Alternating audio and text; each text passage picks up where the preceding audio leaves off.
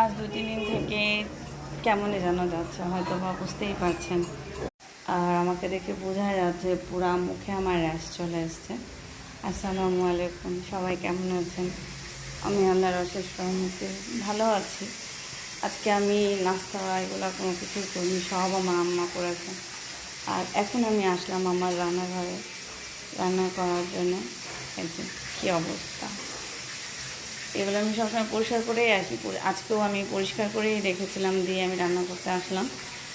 আর এই তো সব থেকে মজার কথা, আমি আমার ছাদে কিছু কচু গাছ লাগিয়েছি, সেই কচু গাছের এই কচু আর এই যে পুঁই শাক, এটাও আমার ছাদ থেকে। যাই হোক, আমি ভালো লাগে আমার যে আমি ছাদে এগুলো লাগাই বা এরকম করি। আর আমার আসলে শরীরটা একটু খারাপ, সবাই দোয়া করবেন। আর আমি যা করি ন্যাচারাল, আমি তাই আপনাদের সামনে সবসময় প্রেজেন্ট করার চেষ্টা করি। আর দেখেন, আজকে যেহেতু আমরা শরীর খারাপ, আমি বেশি বক বক করতেও পারবো না, আপনাদেরও বিরক্ত লাগে আমি বক বক করি। তো দেখেন, আমি যা করি সাথেই থাকেন। আমি রান্নাগুলো শেষ করলাম। এই যে মিষ্টি কুমড়া, কচু আর পুঁই শাক রান্না করলাম। এটা করলা ভর্তা করব তার জন্য। আর মাছ রান্না করব না, মাছ ভাজে শুধু রাখবো। এটা আমি রান্না করলাম, আজকে এই রান্না করলাম। আমার শরীরটাও খারাপ, তার জন্য ছেলের জন্য একটু কফি করব, তাই এখানে দুধটা চাপিয়ে দিয়েছি গরম।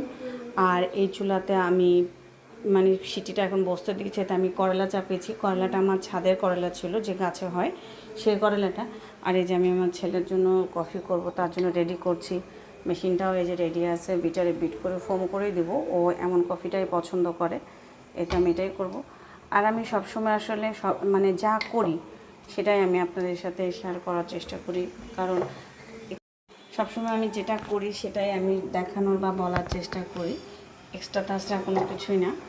এই তো এখন আমি আমার ছেলের জন্য একটু কফি করব। ও ব্ল্যাক কফি বা এরকম কোনো কিছু খায় না, ওর বাবা আমরা খাই। ও একটু মিল্কটাই পছন্দ করে, ওকে ওটাই দিয়ে ছোটো মানুষ, ওকে মিল্ক দেওয়ারই চেষ্টা করি এখন, মিল্ক কফিটাই। কারণ ওকে ওই ধরনের কোনো কফি এখনও দিই না আমরা। এখন ক্যাম্পাসে যাবে, ওকে তাড়াতাড়ি করে খাবারটা দিব। আজকে আমি সব কিছু তাড়াতাড়ি করেই সারলাম, কারণ আমার শরীরটাও খুব ভালো না। আজকে আমার আম্মা নাস্তা টাস্তা সব কিছুই করেছে। যাই হোক, এই তো। আর দেখেন আমি যা করছি, আমি এখন এই মেশিনটা চালাবো। এই মেশিনটা চালালে শব্দ কথা শোনা যাবে না, আমি আমার এখন হয়তো বা কথা বলেও শুনতে পাবে না, বেশ আওয়াজ হয়। যেটা আমি আমার ছেলেকে কফি করে দিই যেভাবে, সেটাই দেখেন।